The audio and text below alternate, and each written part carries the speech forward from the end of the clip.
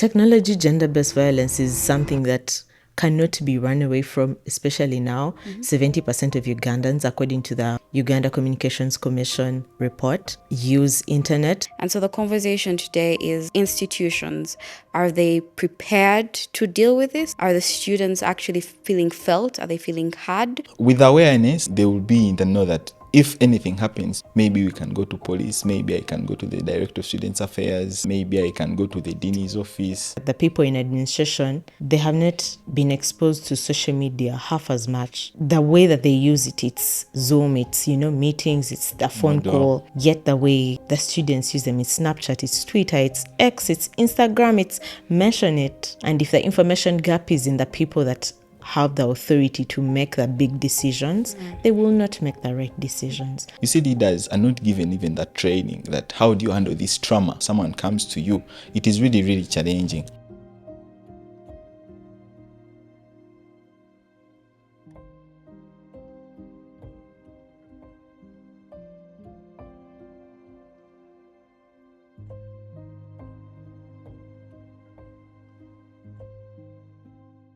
Hello, good day, and welcome to the Claiming Space Online podcast. My name is Turiho Danita, and I shall be your host for this conversation. We live in a digital world and a global village, so to speak, where everything is simply at your fingertips, from your communication to your information to your social engagement. And young people, particularly students, are especially dependent on this online space. And this places them in a very interesting position because, like every great thing, there is a dark side to it. The dark side being the resurgence or the entrenchment of technology facilitated gender-based violence. And so today's conversation is going to revolve around students, their engagement with TFGBV manifesting in all manner of things, from impersonation to stalking to gender disinformation to non-consensual sharing of intimate partner images. This is the context our young people and our students are dealing with. And so the conversation today is institutions.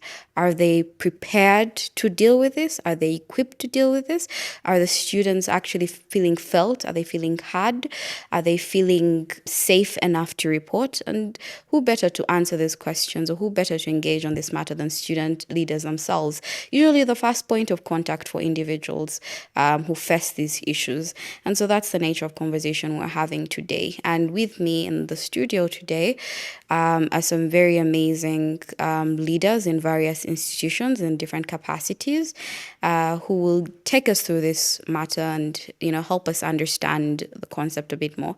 So good afternoon or good day to you guys. How are you feeling today? Please go ahead and introduce yourselves. I'm very glad to have you today in the studio. I'm very glad that you have hosted me as well. Thanks for the invitation. My name is Namteka Robert Kevinson. Having served as on the guild, this gives me really a call as a leader. So I'm lucky enough that I'm invited and I'm here to share with you some of these experiences that I've gotten. Thank you, Robert. The guild of from UCU. UCU. I mean, Kampala campus. UCU Kampala campus. Yeah. Welcome, Robert. I'm very glad to have you on the show today. Please go ahead. An absolute pleasure. My name is Isabella Kankwatsa. I have served as Chief Justice at Makerere University, and it's an absolute joy to be invited by FemTech. It is an absolute joy to have you as well here, Isabel. We're looking forward to the insight that you will bring to this conversation. I know you and I and the rest of the people off camera had a bit of a discussion on this matter, and I'm very excited to hear what you lot have to share with us and the rest of the world today. And so I'm just going to take this conversation to the very start, which is TFGBV in itself. I know this is a concept that we here are speaking of like it's something the rest of the world knows quite intimately, has interfaced with, understands, and I'm going to go ahead and say that might not actually be the case. So I would like you, Isabel, to maybe take us through your understanding of TFGBV and maybe an experience you've had in your institution or amongst your friends or whatever it might be, as a student, as a young person, your personal interface with an experience of TFGBV? TFGB is ideally technology facilitated gender based violence, which is to the extent that this is violence or attacks, or ideally someone that does anything, whether it's a message, but it's really perpetuated online. So, to mean that every single person, and especially females, it happens that someone will send you a text message, someone will send you a picture, someone will tell you, you will notice that your account has been hacked and you no longer have access to it. And all this violence is, first of all, illegal in the country because the law provides for it. But then also it is to the extent that it happens mostly to university students. I have been, and my friends really have been victims of the same, to the extent that probably at one point X, I have had someone say, oh, I have stalked you, I have tracked you. I have also had my friends be in situations that are not appropriate, that they're telling you, oh, this person, I no longer have access to my Instagram. Someone is on my Instagram asking my contacts for money, or someone is probably on their Snapchat, because now Snapchat is a little bit easier to hack, and they are sending these very unnecessary messages to my contacts, or they have put on my story that they need this certain kind of money, or they're going to share my images, or my images, probably my private stories, to the public. So technology gender-based violence is something that cannot be run away from, especially now. 70% of Ugandans, according to the Uganda Communications Commission report, use internet, and that's about really 13 million Ugandans. So 70% of those, pardon me please, youth, so 15 to 35, and 15 to 35 at the core of it is 20 to 25, around 18 to 27, and those are university students. It's that point of your life, at least the trajectory of Uganda, when you are pursuing your university, you are doing your master's, you're doing your bachelor's, you're doing a diploma, certificate. Everyone is trying to just build their career, especially now in our day-to-day age. So technology, gender-based violence comes right at the core, at something that we use to communicate, at what we use to study, what we use to work. But right at its very core is this violence that is silent. So that is why these conversations become relevant. You say that this is something that some of your friends and yourself have experienced. Is it possible for you to share with us one of these experiences of either your friend or yourself? I think to a bit humanize the conversation a little. Sure. Not long ago, myself, I had someone that I had been talking to, really, and the conversation was they're talking to you and they're telling you, oh, I've tracked you, or I have all this information about you. And just from the word go that they're trying to use you, because they're telling you, oh, this information, I have these images of you, I have this.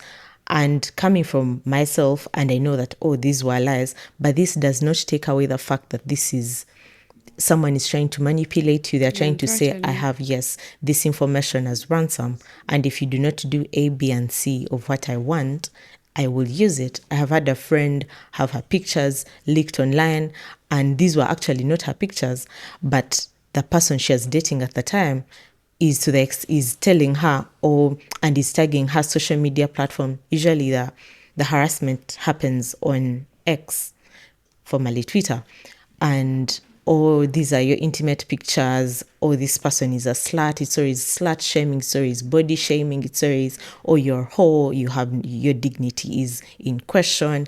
And especially for someone and for people that are younger, that you're trying to build a reputation, you're trying to build a career, it becomes very sensitive, it becomes very traumatizing, very emotional, because the questions are, who is going to hire me?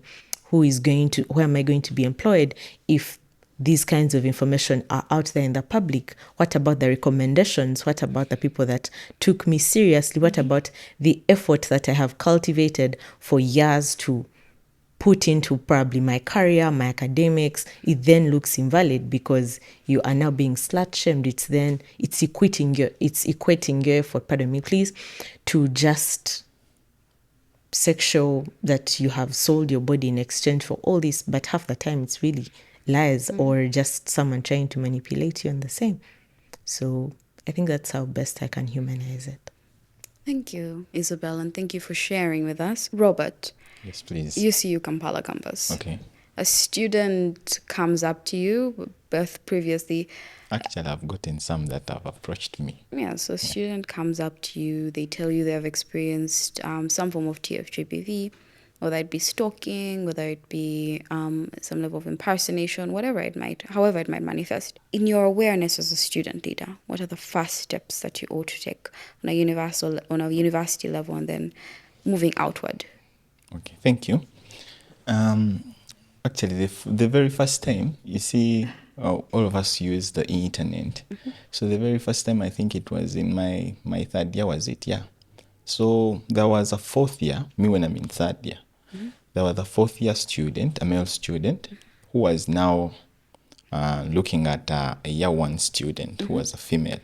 So first, the lady, okay, like the way we make friends, this guy approaches this lady. They are friends in the first place. Then all over in the night, this guy starts calling this girl. Could we be friends? So the friendship left the level of being just a friend. The guy, maybe he wanted something more. So he started sending his intimate images to the girl. Okay. So now this girl tried to tell this guy, please stop. And the guy persistently, you see, so he blocked the guy. The guy got another number. But now she has roommates, I hear. So she gets the roommates. Then the roommates tell her, I guess you can first talk to some of the leaders who are influenced in the university. Now this is when I get to know about the picture. So she gets to me because by then I was acting as the prime minister. So in my office, early morning, excuse me, Robert, I need to talk to you about something. I was like, is it so urgent? She was like, really, it is urgent and it is killing me out. From the face, you could see that something is tormenting this young girl. You know, I was like, which year? She's like, in year one. I was like, okay, let's have a seat.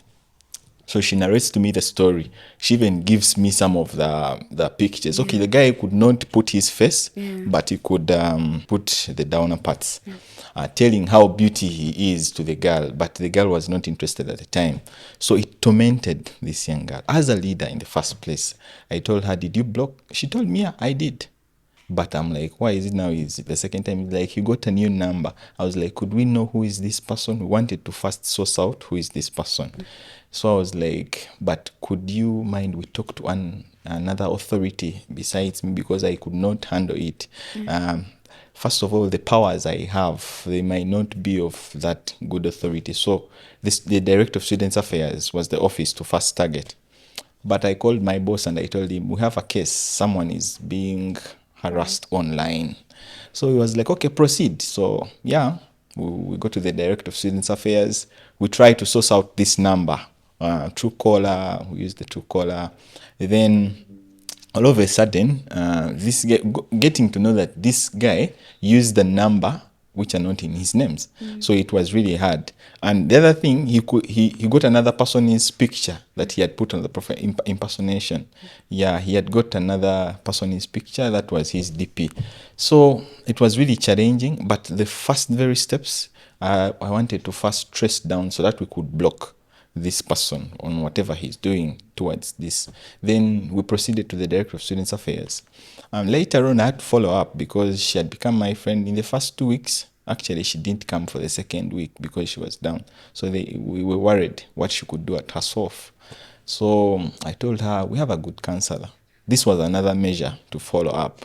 So you see, going to the counselor now, I felt like she's now in the safe hands.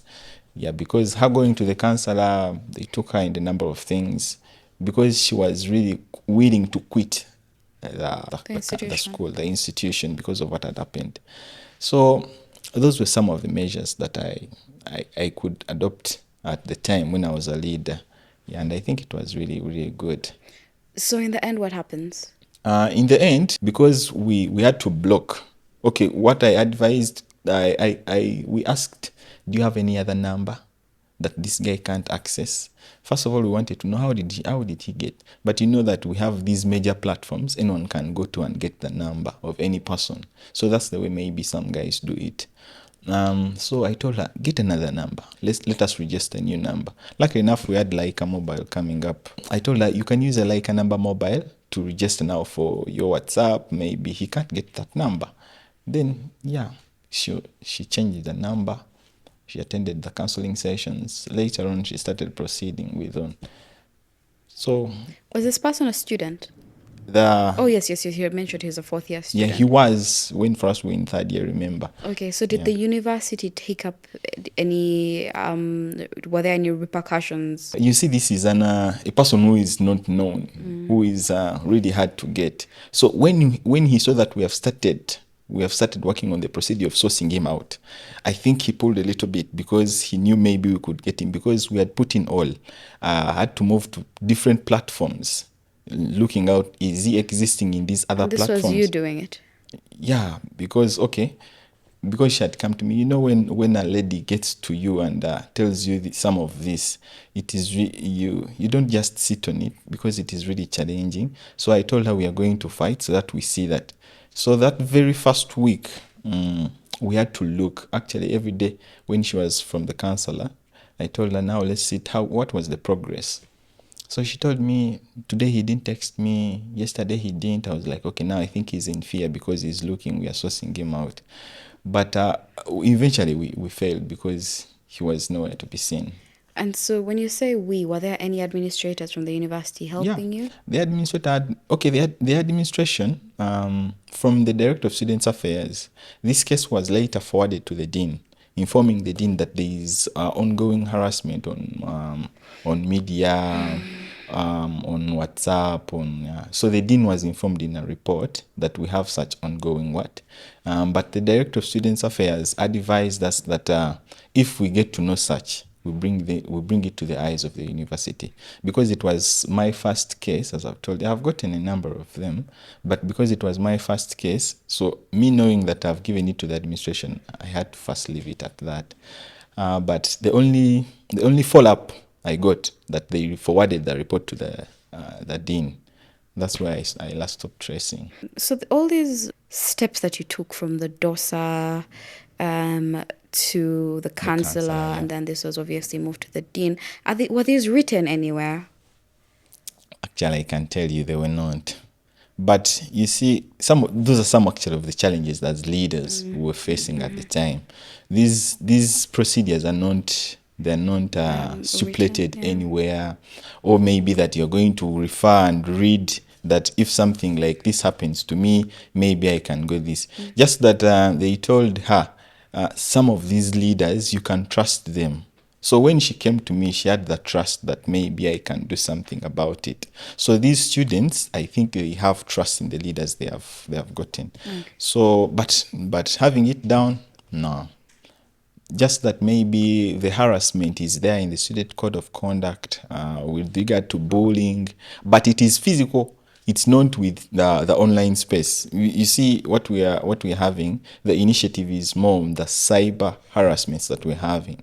Why is it that it's happening now more on the space than physical? Okay, physically it is happening and the procedures are there. You engage in, you get the person who has harassed you. But with online, it is sometimes hard and it is challenging as to leaders actually. You see, leaders are not given even that training, that how do you handle this trauma, such trauma, someone comes to you. It is really, really challenging. But regards to being it written down, no. I think that's one of the things that has to be incorporated in more, maybe. Did this escalate to the police, and do you believe now that you know what you know about TFGBV that it ought to have escalated? Yeah, with awareness. You see, the beauty with awareness, the more you get knowledge. Now, luckily enough, I'm so happy for FarmTech. The initiative has brought it to the eyes of the people.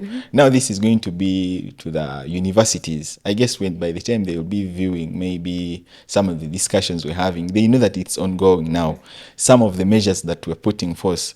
So with awareness, I know they will be in the know that if anything happens to this, maybe we can go to police, maybe I can go to the Director of Students Affairs, yeah, maybe I can go to the Dean's office. Yeah. Okay, then that's very, very interesting. Yeah. Isabel, in your experience with Makerere University, given your, I think, as you say, Chief Justice, you are more familiar with some of the policies that are run in your institution. Do any of them address TFGBV in any way, or do they give any room? Because, with the law, it might not be a direct address, but it could be give you room to address TFGBV? Do you believe that your policies as an institution are there? Thank you. I think that one of the things that I really appreciate about Makerere University is that the policies are a bit more streamlined, but then also they're a bit more strict. This also, I think, came up like probably in 2019 when there's a lot of sexual harassment. So the policies over time have been worked upon, but then also their policies have been changed. But I cannot say the sexual harassment policies are to the extent that the lecturer, the students, students are protected from the lecturers. The technology facilitated gender-based violence, on the other hand, is a bit more specific. So when you look at the directorates, you look at the policies, they don't specifically provide for it. But then as long as there is sexual harassment, this is something that you can always report. There is a gender directorate office. And then also with the sexual harassment, that there's a whole campaign that happened, especially around law school. Then people are able to report, for example, through Google Documents, where it's a bit more private. You just talk about the perpetrator and what happened and all that. So it helps that, especially with a school, probably because of the longevity of the institution, that these matters cannot fail to come up. So even the times that they have come up, we have seen some of the matters be escalated to the disciplinary committee, and then these people have been either suspended or expelled in the very worst instances out of just even the cyberspace bullying, because a lot of the times the evidence is online as compared to someone saying that they came and physically harassed me. They probably took videos of the person, or probably there is hate speech, and then the online becomes the extent that, oh, you have screenshots from a WhatsApp group, and this is the information that they were sharing. That's either private information to you, or it's probably explicit non-consensual pictures that are being shared. And I feel that Makerere is a bit more progressive compared to like a bit the other institutions, because the policies over time, and then also there is a very rigorous disciplinary committee, but it is for the whole institution. So they're reporting to the extent that there is a counselor and the free therapy services in case all this happens. But then also in technology facilitated gender-based violence, it's a bit more niche, so it does not have very clear roles, but sexual harassment has very clear policies that often technology facilitated falls into that. So you mentioned something interesting, that the policy accommodates your lecturers and students, that nature of relationship. Does it address the student to student sexual harassment? The student to student is only newly in the sexual harassment policy, because it had to be amended, because a lot of the times it usually was lecturer student, but now the conversation is changed to student. So that matter then now is just left to the disciplinary committee and the law council that will sit and decide on all these matters. But then what really helps, I think, with the Makerere University is that there are so many sources that you can go to, and they are all in the same place. They're all in the same place. Okay.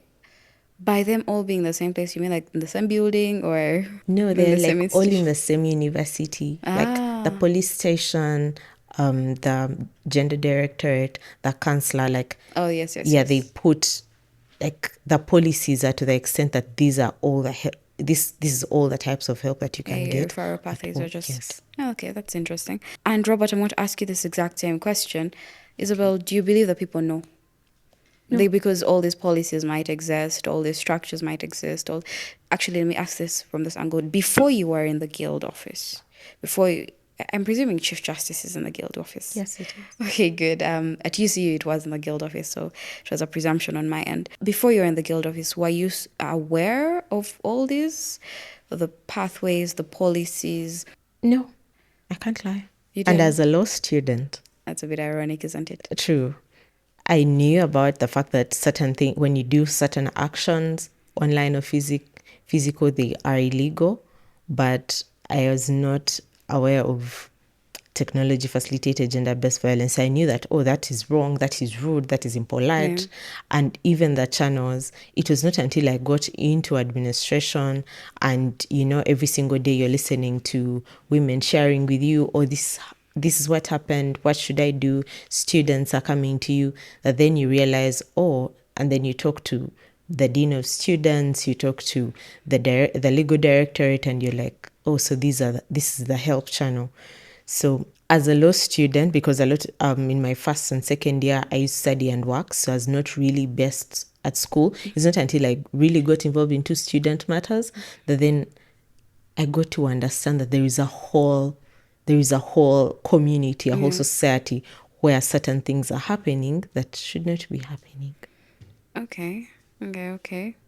So you didn't know the policies, you didn't know the referral structures, and you didn't know that this harassment was even going on, or rather that the forms of TFGBV were being manifested. That's very, very interesting.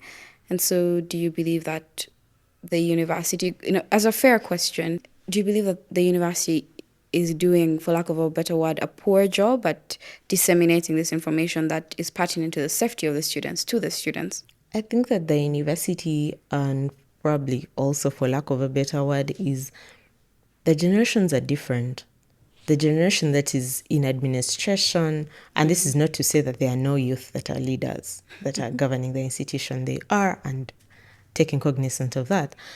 But still, it's to the extent that when the generations are different, the problems that seemingly were problems when a 50-year-old was in university are not the ones that are present and manifest to like the students of today's age. So probably even the different policies, the different structures put in place are to make the university better to the extent that they know their very best. That the point then becomes that the key persons, the policymakers, might not themselves have this kind of information. Mm-hmm. And if they do not have this kind of information, they will not protect the people that they are supposed to, the people that they lead, or ideally the administration will not protect the students. Because, for example, if I'm 25, if someone my age decided, oh, let me go and talk to an administrator about this. Mm-hmm. So what happened? There's hate speech. What do you mean by hate speech? Or someone was in the WhatsApp group saying that I'm this kind of person, that this is my character, that this and that. And the person is like, so you feel that they wronged you? Oh, so yet actually this is actually a form of violence. This is actually a crime. And they do not know themselves. So I guess that the role then means that there is a lot of groundwork to be done, right from the people that are supposed to protect, policymakers, people that are putting up the infrastructure to protect the student fraternity, to even the students themselves. Me, I feel like maybe the university has done part. To the fact that they have put some of the harassment policy in their student code of conduct. But the step would be, now they leave what we call the physical ones. Mm-hmm. They look at now the ones that happen on space or online. I feel that will really impact on the other way out. That it's no longer like how Sha said. It's no longer some of these things happened in the early 2000, in the early 19. Those are some of the harassments, but they were physical. Now we are going in the IT world. We are coming to people using these media handles on a daily basis, and now these things are shifting from physical. Someone can share your pic. Someone can end up hacking into your accounts to maybe use your personal information wrongly, and they're happening online. Now I feel like universities, what they should do, in my perspective, if you see would sit and amend, as she said, they amend some of these policies to incorporate now the new ones that now target what happens if someone is bullying, someone is stalking, someone is doing such of these things that the technological facilitated gender-based violence online. They should incorporate it in. And we're seeing the gap is there actually. You will see it's not only in UCU, neither in Makerere. Look at other universities. It is also happening. Luckily enough that we are here for us, okay, we really appreciate. But now there are some other universities in Gulu, where and these things are happening online. So I feel like universities should go on another step now to incorporate in some of these policies, and it will be really, really loving. So the policies that already exist, do Yeah. your students know about them? Do they know? Again, Did you know about them before you were in that position? thank you very much. In year one, we had an orientation and we were told bullying is not allowed. Like any other person, we were told bullying is not allowed. I think but they didn't go into. I didn't know how to follow up. So there is a challenge. Still, people lack awareness or information about these things. The universities they're not doing that. Maybe we could host those symposiums on a semester-based, informing people on such. But I didn't know. I got to know now in my second year after some of these events coming up. But the other side, this is within now the university premises. But the other side, outside, we have seen artists, some of these things happening. Their pics being shared, their videos being shared. Those are to artists now outside in the public. But within the university premises, I think people were so skeptical about it. Okay, so aside from the skepticism, the lack of awareness, Yeah. and the poor dissemination, I'm just repeating what you have told me It's fine. in my own words. This is not to say that the university, my opinion is that the universities do this. Aside from all this, what else do you both believe is sort of hindering your students from reporting these cases of TFGBV? On my end, if I was going to contribute to this conversation, I would say that when I was in uni, I just didn't know that what I was facing was a problem. Okay. Like, I just partially didn't know. And so from your opinion, as you stand now, and I'll move from you, and then Isabel, I'll ask you the exact same question. Okay. What exactly do you believe are some of the things that are just keeping people back from actually having these conversations, coming to you, and particularly the university institution administration about these issues that they're facing? Okay. Yeah, thank you. Starting just from the onset, you see repetition. Some people care more about their repetitions. For example, if it is me now, okay, let me give an example. Someone wants to come for a better, maybe justice, maybe chief justice. They want to come for these posts, and now you see some of these images. She has got to know that someone is bullying, someone is harassing her online. To keep her repetition, she might say, let me sit not to go public, because if I ever come up for this post, people will be like, she's the one. We saw her pics. You get? Yeah. So I feel like, number one, first of all, with repetition, people want to really first cater for their reputation. This is one of why some of them don't come up. I think it is hindering on the reporting. Then the other two, the trust, that the follow-up. Someone will be asking, if now I go to the university and I report, what will the university do? But not knowing that also the university has not been in the face of these cases. If more cases come into place and the university gets to know, they put measures of how to fight these. I feel like if someone gets to know that if you ever bull someone online, or you stalk someone online, or you box them, something like that, the university has he has given someone a dead semester. They have caught this guy and they have given him a dead semester. And this has happened? No, like I'm saying. Oh, you're giving an example. Yes. But now the students are sitting back because they feel like universities are not going to... It just won't be done. Yes, Nothing it will won't be done. So they are lacking that trust. Also, it is one. Then I think it is also stigma. When you look at stigma, people sometimes feel insecure. You get my point. So sometimes I feel like also these are some of the challenges that hinder people not to go to report or to And some people don't know that even these procedures are there, the processes are there. But with awareness, now, for example, now Femtech, when the initiative came to the university, everyone was asking, what are those people? You see, there is a way we came out of the room, everyone having a card. They were like, may I have a look on your card? These cards had the technology called facilitated gender-based violence. You get. So people were like, okay, now these things are all happening. But now the problem is, first now we're in fourth year. By the time now they have come. What of now those ones in year one? I feel like also awareness. People don't know. People completely don't know. So those are some of the issues, the key takeaways that are challenging people. So when you say stigma, I'm going to ask, stigma from whom? The rest of society, the people they're reporting to? Yeah. Who exactly is it being? First of all, to them, to the people in the society, then to the people they are reporting to.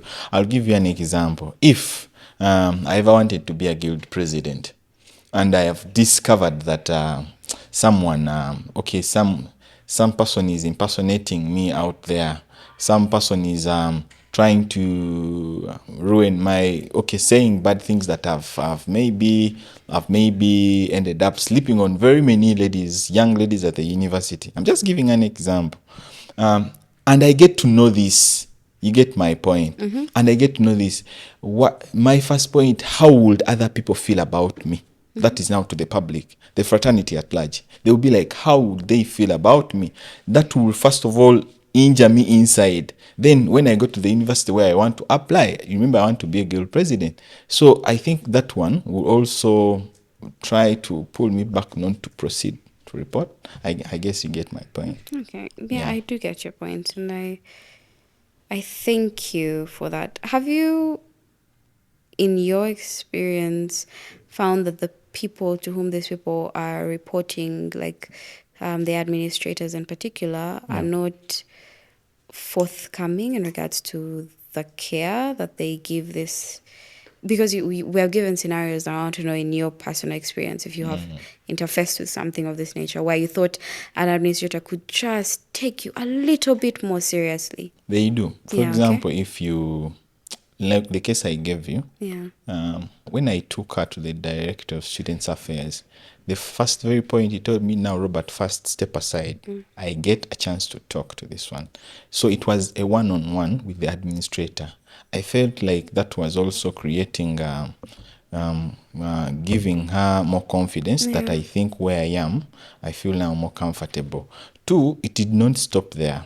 This young lady went on to engage with that dean. Yeah, you get, so the dean, the associate dean, she's a lady to a lady. So you see, she now grounded her down and told her some of I think what would help her. I wasn't there actually. Oh, you weren't? So I don't know, but you see that I think they are welcoming towards it. It's not that they see it when you go report the case and be like, come back tomorrow. No, there and then. Okay. It's a one-on-one, yeah. All right, then. Thank you so much, Robert. Isabel, circling back to you in regards to this discussion, your experience. Why aren't people reporting, or why wouldn't they report? And on a personal level, do you believe that some of their reasons are justified? Yes. I think that some of the reasons are justified. In my experience, let me just share my experience and my friend's experience. First of all, the thin line of the status quo of life where, as a student, you are at a point where you are trying to build your career. You are at a point also where you are genuinely still understanding the core elements of life. Fortunately, our parents shield us for such a long time, but they just throw you out. Yeah, they toss you into the deep end. Exactly. Yeah. And you're in the deep end. You're struggling with your grades. You're struggling with your financial life. You're struggling with all these things, and then probably something randomly comes up. And if I go to the police and share this information, or if I go to the administration and share this information, how is it going to be perceived?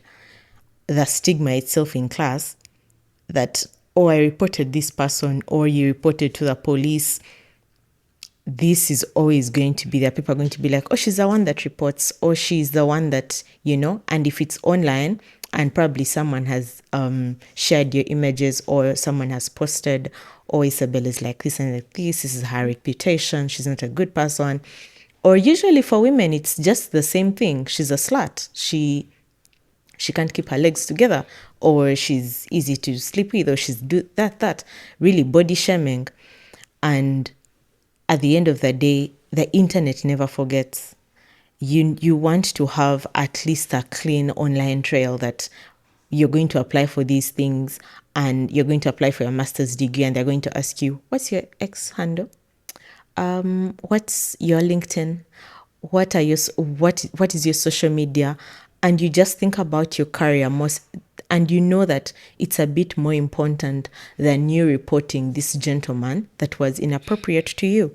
I think the other bit is freedom of speech, especially in law spaces. There is always, or doesn't everyone have a right to say yes to the extent of their opinions? Can you judge someone for their opinions?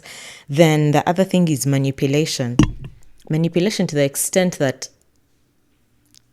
the person that often tells you, oh, I have these images of you, or I have this information about you, or I have a whole file about you, will tell you, oh, so if you do this, I will not do that.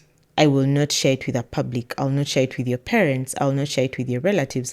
Because at the end of the day, we live, our strongest currency is your reputation, is your social capital.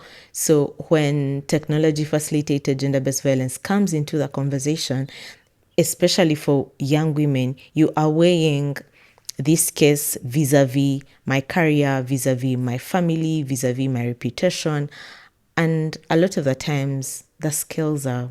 I tilted, yeah. Yeah. I find it interesting when you say we're just tossed into the deep end, because for sure I felt like when I first experienced my first form of TFGBV, I did not know where to go, and the thought to ever go to a student leader never crossed my mind, because I just thought nothing would become of it. And the thought to go to the police was absolutely not in my mind. And so I felt very alone. I felt very, very alone. And the only people I could go to were my friends. And if they were, it was even more lonely together doing that, because we all had absolutely no idea what to do except maybe block this person, do the most basic things. But in the physical world, you don't feel very safe still. Yeah. And so now moving forward to the next part of the discussion, I would like to know, as student leaders, if you feel that you have a place within this ecosystem that is empowered enough to actually do something. As a student leader, I think that one of the things that I really struggled with is a lot of the times you're told, oh, she's just a feminist. You know, she's an angry feminist. Yet half the time you're just trying to do your work, and probably doing my work might look like stepping on your toes, because as student leaders, you're the bridge between the administration and the student body. And sometimes it's hard. A lot of the times it's hard. You are putting a lot of male students, a lot of male colleagues in very uncomfortable positions. You are compromising their reputations. You are telling them, oh, by the way, even as student leaders, because we cannot say as student leaders are perfect. I have had an incident before in the area that I worked in as Chief Justice, that one of the student leaders that we worked with was sexually harassing someone else, and the person wanted to become a leader, and it was the extent that I want us to be friends, or please come to my room, this is late in the night. And the girl is like, oh, so could you please, I don't know who this is, and he shares his images. But then this is a student leader, so then that means that even the people that are supposed to seemingly help, the system is a bit flawed. And at all mature times, we cannot say that human beings are perfect to the extent that the people that we put in power are going to do the right thing, they're going to be efficient, because everyone has shortcomings, and there is no single man that's a fountain of all knowledge. So you learn every day as a student leader. Sometimes the administration will talk to you and say, okay, so this is what we are focusing on. This is where the energies of the university are supposed to be. But then there are more pending issues. Sometimes it's resources that if you're to sit and listen to, you don't have jurisdiction over these matters. if they are matters of sexual harassment, half the time would have to sit down. What I would prefer to do in my time is I would call the lady and probably we go to probably the guild canteen or somewhere private and we talk about it, and I tell them your best solution right now is to go to the gender directorate office, is to go to the school counselor. Do you want to go to the police? If you go to the police, this is how it's going to look like. There is a file that's going to be opened and it's going to have your name. You're going to have to tell the police in detail what happened. Is this something that you want to, is this a path you want to take? And half the time the ladies will say, okay, probably I don't want to go to the police because that, there is a lot of fear that's around the authorities, and they'll say, oh, okay, maybe I can go to the counselor, maybe I can go to the gender office. And the comfort, especially in the university that I was blessed to study in, is there are very, very strict implications. You'll be expelled, you'll be suspended. And I think that's really thanks to, I know a few women that are in administration and they're very fierce and they have moved the chess. I can feel the love you have for your university from here. It's not the love. It has held me, especially because for sure there's an incident that happened of technology facilitated gender-based violence, and it was right after I had handed over. So I know this information. I know I can report to the police. I know I can take them to these different instances. But even me, my choice is, okay, let me just block them and forget that they existed. Because if I decide to take that path, it's going to be long and messy and tedious. I'll open a whole case about them, and then what? And you think about, because students don't have resources, they don't have lawyers to say, oh, let's sue, I can sue you. But even me, who is exposed to a whole pathway of lawyers, that I can say, okay, let me talk to this doctor, let me talk to this person, and they can help me litigate this matter. I was silent about it because I said, okay, it's a question of, do I want to do this? And you didn't want to do that? I didn't want to do it. Okay. So this individual, I want to bring you back to a part of a conversation that you had gotten into, which was about an individual, a fellow student leader themselves, who was harassing an individual. And so now this is going to delve directly into what you believe your place in that situation is as a student leader, in regards to the response effort, in regards to maybe the prevention, whatever it might be, because now this is someone who is likely your colleague, and so the power dynamics are also shifted there. You're either on the same plane or this person is higher than you on that plane. And so now, how do you walk me through how you respond to such a situation, objectively speaking, best of the current dynamic that is existing within the institution? Well, the dynamic that exists is, first of all, the person did not come to me to report. They went to a guild administrator. So if they come to you? The guild administrator called me Yeah. because a person was on my cabinet. Yeah. So I had a chat with a young lady, and she tells me, and she shares with me her experience. And then as a committee, we sat and decided that we'd like this person to resign, because as student leaders, if you can't have integrity, you really cannot lead. So we called a gentleman, we tell him, so this is the matter. And the person did not want us to ideally have them expelled. They're like, no, they just threatened me. But she's also really a fierce person. And the advantage with women that can speak up for themselves, it will not get worse before she reports. It's you just need to do two wrong things and you'll be with the authorities. So so we sat down with this person and told them, so our options are, we can take you to the gender directorate and take you to the disciplinary committee about these acts, or you can resign. And when you resign, you'll have to do it formally and publicly, and we let it go.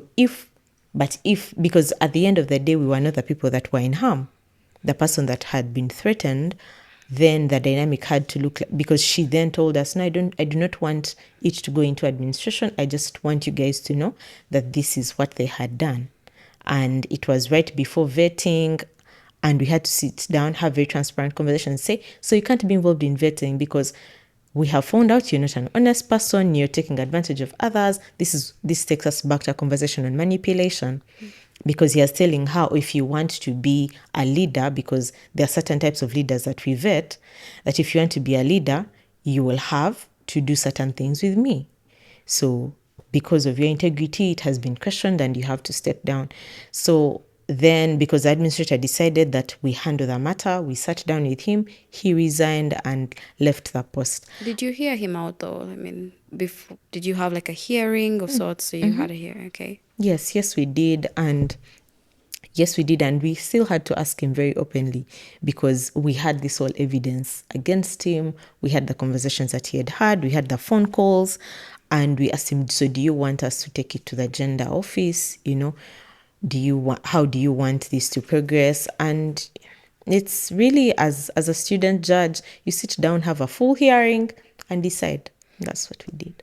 Do you believe that, because one of the principles of addressing something like this is that you're trying to prevent it from happening to someone in the future, someone else in the future, and do you believe that him stepping down from his position was sufficient enough to dissuade him from doing this, committing this sort of action in the future? Because some would argue, I think, that if it had escalated to the administration and he was addressed on a full academic level, then, and his place in society was shaken at that level, then that would be questionable. Or if it had escalated to the police, because now one of the thoughts that comes to my mind is, when does it reach the law enforcement? In your opinion, as a student leader, someone who has interfaced, when do you believe it reaches law enforcement? It would reach law enforcement. It does reach law enforcement when the victim says so. At the end of the day, you cannot take on a case if someone has told you, I would not like it to move forward. Because even in my instant, I know that if I had decided to take certain particular actions, it would have looked different. But because at the end of the day, it's often the victim that is going to be affected with all this, because she will need to go into police, give her statement. Yeah. She will need to have a witness statement. She will need to, file the plaint and all this, the back and forth that she did not want. So I feel like at the end of it comes back to the fact that so many people do not want to be in these spaces. I do not want to have the whole back and forth, because half the time when someone has done something wrong to you, you don't want to interact with them again. It's a bit of trauma. It's a bit of you're uncomfortable, and the questions of why would they do that? Yeah. So there is so much that half the time you have to first mentally go through a whole different space before you reach that point. But then that brings us back to the people that do not know about this information. Then they are processing. They don't know what to do. They are a bit traumatized. They're uncomfortable. Yeah. Sometimes this student is someone you study with. Yeah. And some courses are long. Think 4 years. Think if someone pulled, we call it a weak move. If someone pulled a weak move on you earlier on, and you have to study with them for 4 years in the same class, what does that do to your mental health? What does that do to your self-esteem? Unfortunately, there is also a lot of stigma that this friend will always tell their friends, this person is telling their friends, oh, she's like this. And half the time, you're looked down, your self-esteem.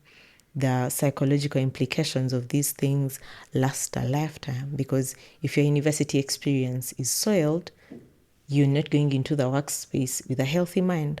You're not taking on people thinking they are going to do their best. They're going to be their best selves. Your implication is, oh, everyone's out there to harm me. So it creates a whole loop ecosystem. Okay then, guys. Moving on to what I would call the last segment of this discussion, which is, we know the problems, we know how we've addressed them thus far. But I also know that when you're in a position of leadership or in a position where you must make decisions, best of information for others in a certain sense, there comes moments where you think, oh, I wish this aspect would be better in this ecosystem, so to speak. I wish that this was in place. I wish that this was done. I wish that this existed in my institution. I wish that this, whatever it might be. So I just wanted to walk me through maybe 2 or 3 things that your different institutions, starting with you, Robert, that you practically wish and hope could have been done better, could be done better, could be improved, restructured, whatever it might be. First and foremost, I feel when it comes to how leaders handle such cases that are happening online, leaders are not being trained.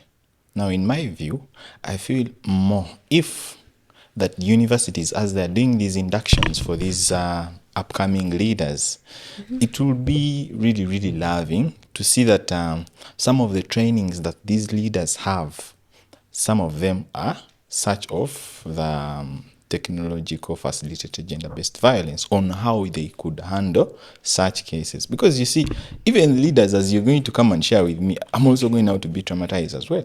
I feel it's not going to leave my mind from the onset, because I'll know, now such an incident happened. It is going to be with me. Whenever I see you, I'll be like, did it work? How did it happen? Yeah. But if the university takes a step and they train, yes, they do these inductions of training, how it is accountability, the budget drafting, those inductions are being done and really they are good. But on the other side, I feel like, okay, when it comes to how cases on space are being handled, now student leaders should be also trained on how, because a leader, there are some leaders, I guess they don't know that even when such a case comes into place, I refer this case to the counselor. The leader would want to take it on to see that he's the counselor. Yeah. Yet he doesn't have that experience or the knowledge on how to handle such cases. Yeah. But so the leaders, maybe they are trained in that line.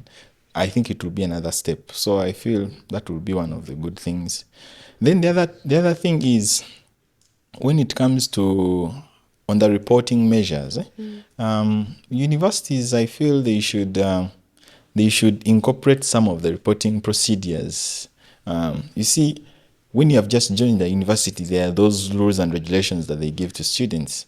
So some of the key takeaways could be, because harassing is there, physical harassing is there, but how of it that the universities now go another step to mention this, now to mention the technological facilitated gender-based violence. Yeah. Now they put stalking, they put them there, they stipulate them there. Yeah. That when someone is reading, because people take, for example, now for law students, they take time and read. You'll find someone interested in reading, and they will know that, now these ones. But right now, they are not anywhere. We just talk about them that, okay, harassing is there, bullying is there. But now let the universities take another step to stipulate these ones. Now, even also in the code of conduct for students, you see, they talk of the disciplinary committee as one of the first. You go to the tribunal, actually, you report your case to the tribunal, which is the first. But also students now, I think they would put a specific committees to handle such cases because of how people are going to be set back. She was explaining to you in class, from year one, someone is going to be looking at this guy from year one. He made a weak move to her. So till year 4 for some courses that are really big. But you look at particular committees being formed. If a committee is done that is going to handle that, and it's not going to go public, it's not going to escalate to go to the members of the guild, everyone to know, they need to proceed where. So I feel also that will be another measure that universities would take on to form. Now, luckily enough, in Makerere, you have a full directorate, actually. I think it is really, really good. Other universities also should incorporate this, that we have a specific directorate. Oh, you get my point. That handles such cases. Leave along the physical one. Now we are talking of the online harassment that is going on. I think that would be my view. Yeah, I think that would be great. Please go ahead, Isabel. Your 2-3 points. I think my 2 points are the information gap and then policy. So in regards to information gap, the administration itself because we had discussed the fact that the people in administration, they have not been exposed to social media half as much. Yeah. The day and age that the way that they use it, it's Zoom, it's, meetings, it's the phone Moodle. call. Yes. Yet the way the students use them, it's Snapchat, it's Twitter, it's X, it's Instagram, it's mention it.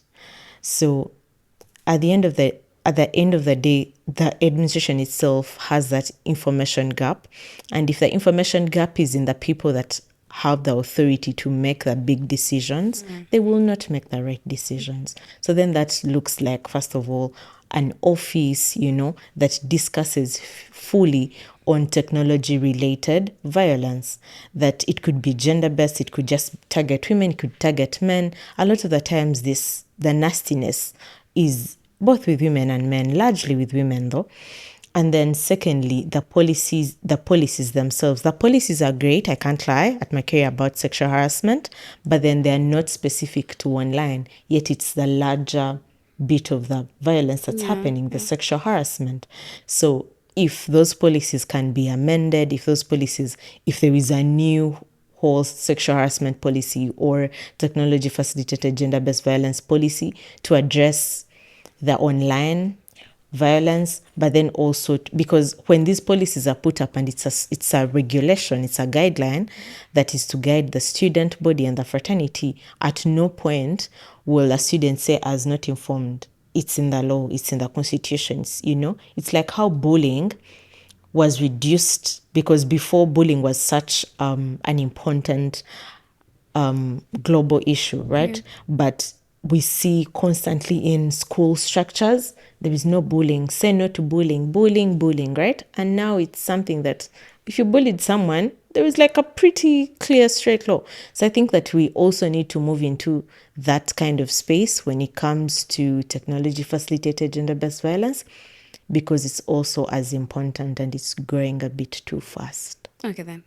Thank you guys. So we've come to the end of the show, and so I'm just going to request that you give your very, very brief, emphasis on very brief, closing remarks. If you have a call to your institutions, to your fellow student leaders, I would encourage you to place that in those remarks. That would be great.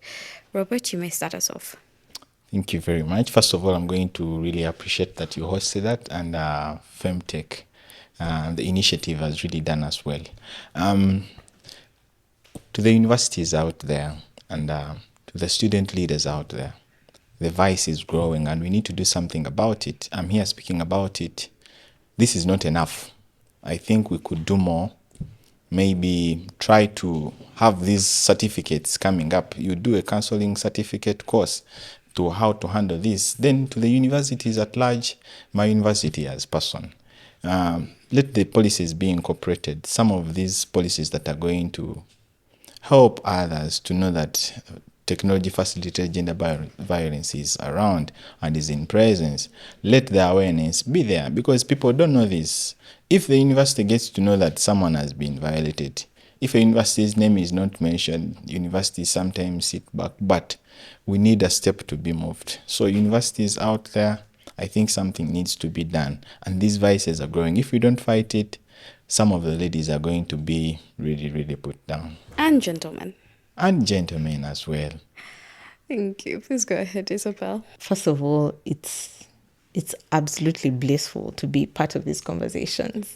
Right from when you were outside to the conversation now, I'm really, really grateful to Femtech and also African Women's Development Fund for just allowing us to have these spaces, because they not only open conversations, but the awareness that is constantly talked about, because silence will not help a victim. But then also, I think more to the students, because these are the people that are affected the most. Be the online user that you'd like other online users to be to you. If you are the person that is all the time commenting on someone's pictures, on body shaming, you're the person that's doing the hate speech, it's at the end of the day, if the roles are reversed, you will be affected. But then also the call to universities is, for example, Femtech is working on a toolkit and the toolkit for gender-based technology facilitated gender-based violence. And this is something that is very relevant that schools can decide to adapt into their policies, because it's not only comprehensive, but it's also realistic. It addresses the current issues as they are. And it's not blind to things like AI, right? So the gratitude and the call to universities is to work on these policies, but the students to be careful. You cannot use the internet as and when, say whatever, because the internet never forgets, but then also the human beings never forget. So thank you. It's absolutely amazing to participate. Thank you so much, Isabel. Thank you so much, Robert. We have appreciated very greatly your contribution to this conversation today. It has been delightful, insightful, and I think in a very ideal world, rather, it would be transformative. And we pray and we hope that it will be transformative. Ladies and gentlemen, we have come to the conclusion of this conversation. Thank you so much for staying until the very end. This is the Claiming Space Online podcast, brought to you by Femtech Law Initiative, supported by the African Women's Development Fund. Femtech has been doing an exponential amount of work around empowering students and student leaders in different institutions across Uganda on digital safety, online digital rights, and TFGBV in specific. And they continue to do this great work with the support of great institutions like AWDF and others who are sure to come along. We thank you for today, and we thank you for the conversations to the institutions out there. We call upon you to be the custodians of the individuals who are in your care as they study on your premises. So we thank you. Have a very lovely afternoon, day, whatever time you are watching this. Have a good one.